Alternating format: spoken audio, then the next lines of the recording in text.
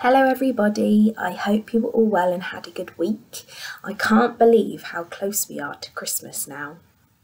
I'm really excited, I hope you are too. So we've been reading some Christmas stories over the last few weeks, and this week is going to be no different. We're reading The Very Snowy Christmas. Now it's written by Hendry, it's illustrated by Chapman, and the publisher is Little Tiger Press.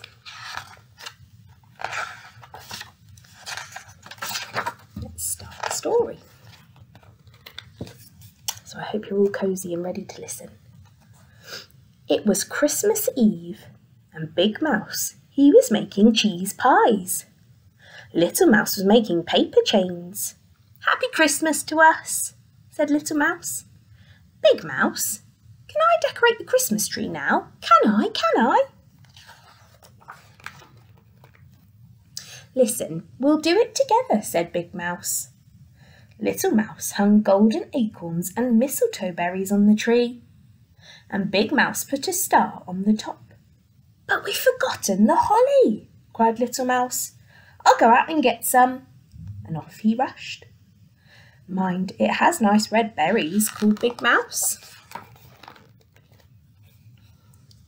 Little Mouse set off down the path singing, Jolly, holly, jolly, holly, holly, jolly Christmas. But there was no holly to be seen. Not at the first corner, not at the second corner, and not at the third corner. Over the bridge ran Little Mouse, and at last he found a holly bush with shiny red berries. He jumped up and down with excitement. Oh, jolly, holly, jolly, holly, holly, jolly Christmas, he sang, stretching high on his toes to reach some. But suddenly, soft white flakes started falling all around him. What could that be? What do you think? One flake fell on Little Mouse's nose, and it made him sneeze. Achoo! Bless you, said Little Mouse, and the sky, it's coming undone. Little Mouse began to hurry home. Lots more pieces of sky were falling on him. Faster and faster they fell, and they fell on his ears and his whiskers and his tail. Oh dear, said Little Mouse. I'd better take some of this to show Big Mouse. He'll know how to stitch the sky together again. Little Mouse, he made a ball of white flakes and put it in a bucket, and back over the bridge he hurried. Suddenly he saw a strange creature in the water, making faces at him.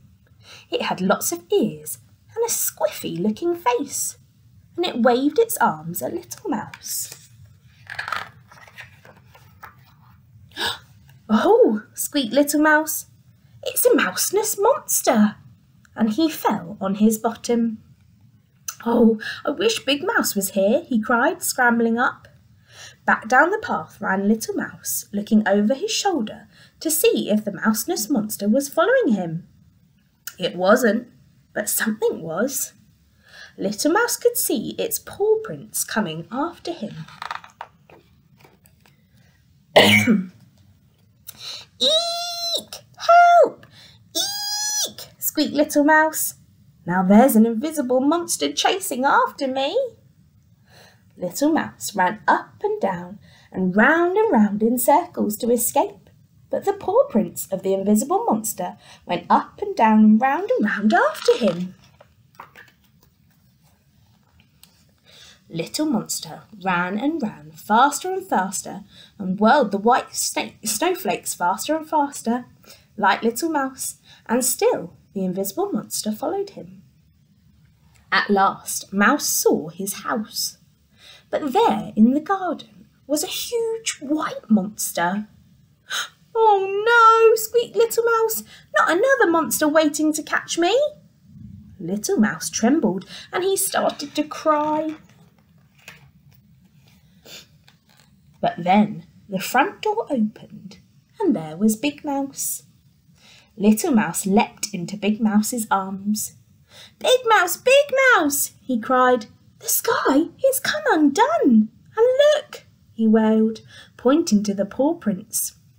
An invisible monster has been following me, and there was a terrible mouseness monster in the water, and now that scary white monster is staring at me. Oh, Little Mouse, said Big Mouse, the sky hasn't come undone. It's snowing. And there aren't any invisible monsters. They are your paw prints. And that mouseness monster, it was your reflection in the water. Look. And Big Mouse showed Little Mouse his face in a puddle. And this is a snow mouse I made to welcome you home, he said. Why don't we make another?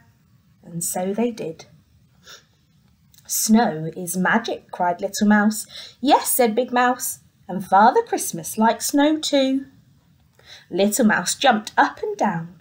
Will he be here soon? Can I hang up my stocking now? You can, said Big Mouse.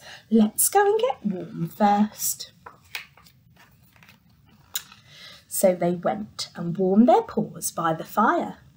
Little Mouse hung up his stocking, and Big Mouse hung up his stocking too. The holly berries shone in the firelight. It's almost Christmas, said Little Mouse. Happy holly jolly Christmas. And he wriggled his warm toes. And that's the end of the story. Now, I hope you have a lovely Christmas and we'll see you in the new year. Bye-bye.